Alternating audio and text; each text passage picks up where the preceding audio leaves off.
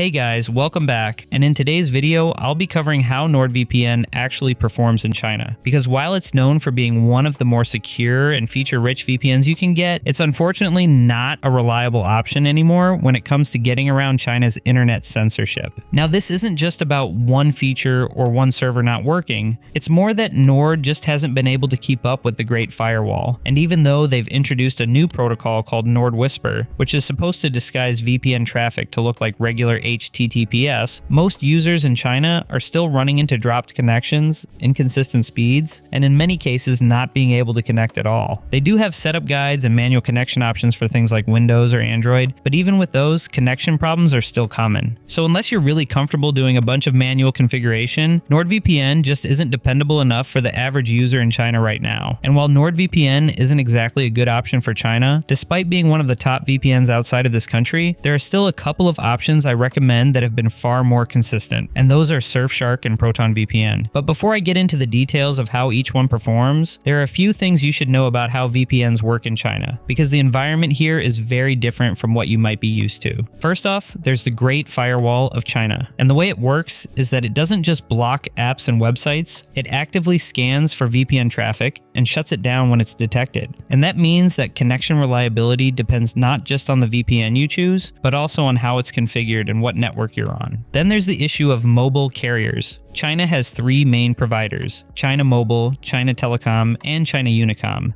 and they don't all play nice with VPNs. Right now, China Mobile tends to be the most consistent, especially when using something like Surfshark. China Telecom and China Unicom are more restrictive, and you'll often run into more connection issues on those networks. Now, if you're planning a trip to China, one of the most important things you can do is install your VPN before you arrive, because once you're inside the country, most VPN websites are blocked. And depending on your App Store settings, you may not even be able to download the VPN app. In case you're using an iPhone, the key is to make sure your Apple ID is registered outside of China, and US-based accounts work great for this. That way, you'll still see the full app listings in the App Store and can download VPNs from there. And if you're on Android, it's a little more flexible, as you can sideload the app manually or use a third-party app store like CoolAPK to install it. And if you've already arrived and didn't install a VPN in advance, most providers can give you a backup download link or a mirror domain, and it's usually just a matter of reaching out to their live chat support. So with that in mind, let's take a look at Surfshark first, as it has actually been one of the few VPNs that continues to work consistently in China, even during high censorship periods. And what makes it stand out here isn't just the features, it's how well those features adapt to China's network conditions. The first thing that helps is their no borders mode. This automatically kicks in when Surfshark detects network restrictions, and it'll scan for the best server that's still accessible from your location.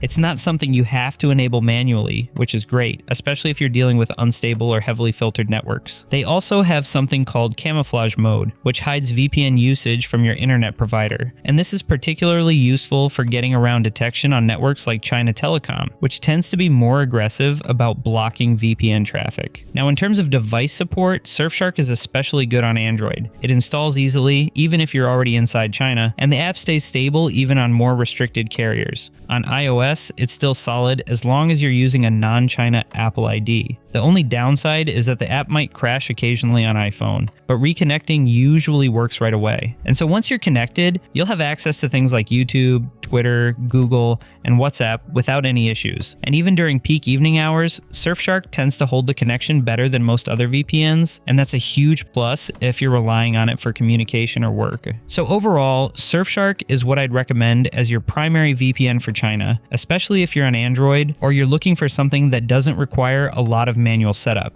Now, if you're looking for a solid backup option, ProtonVPN is a good one to keep in mind. While it's not quite as consistent as Surfshark, what it does offer is a strong focus on privacy and an open source design. So it's a great choice if transparency is something you care about. And performance-wise, it still holds up pretty well, especially on Android. You can either install the app directly or sideload it if needed. And once you're connected, the speeds are generally good, though they can fluctuate a bit depending on the time of day. And in case you're an iPhone user, just like with Surfshark, you'll want to make sure you're using a non-China Apple ID. The app is usually stable, but it can drop occasionally. Fortunately, reconnecting connecting tends to be quick and smooth, so it's not a major issue. Now on Windows, ProtonVPN does take a bit more effort, as it usually requires a manual OpenVPN setup, which isn't ideal if you're new to VPNs, but if you don't mind a few extra steps, it still gives you a secure and private connection once everything's in place. So overall, while ProtonVPN might not be quite as plug and play as Surfshark, it's still a strong secondary choice, especially if you want something privacy focused that doesn't rely on a bunch of extra features to get the job done. So hopefully this helped give you a clearer picture of how VPNs actually work in China, and why NordVPN, while great in a lot of other situations, just isn't the right choice here. If you're heading to China or already there, Surfshark is what I'd recommend as your best option. It's fast, stable, and does a great job at adapting to changing restrictions. And for anyone who wants a privacy-focused backup or just a second tool to keep in your toolkit, ProtonVPN is a solid alternative that's especially strong on Android. As always, I'll include links to any discounts or full reviews down in the description, so feel free to check those out if you're interested. And if you have any questions, whether it's about setup, features, or choosing between these options, just leave them down in the comments below. I love getting to help out whenever I can. Otherwise, thanks so much for watching, and I'll look forward to seeing you in the next video.